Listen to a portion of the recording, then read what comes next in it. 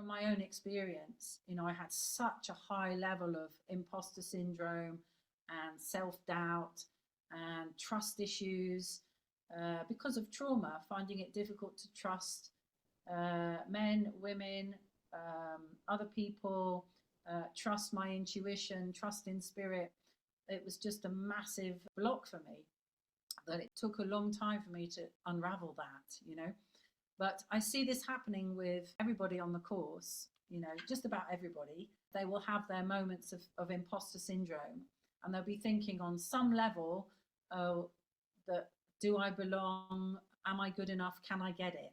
You know, everybody's bound to have those moments, shaky moments at some point. And it's just part of being the wounded healer, part of the fact that anybody who wants to be a facilitator of healing is bound to be carrying some wounds. And that can in some way mean that we question ourselves, we doubt ourselves. Now, in some ways, it can be helpful because it can keep us humble. So we don't go into it with a level of arrogance of thinking we know it all and we've got it all and that kind of thing.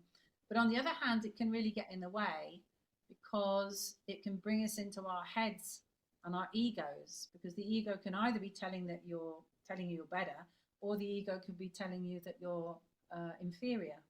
So, and either way, the ego is only going to get in the way.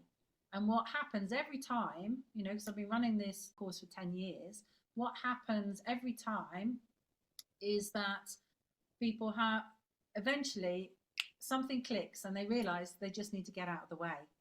They need that doubting, self-doubting, insecure part of them to just park. I would say park your process, you know, do one, get out of the way, and then their healing ability will just naturally start to blossom. And that's when the real healing happens. But it's so astonishing for me to see people who turn up, you know, and they don't have, at first, they don't really have any idea of how to hold space even. And, you know, unless they've had experience before. And, you know, where to put their hands, how to channel, how to, you know, who their spirit guides are. They might not know any of that.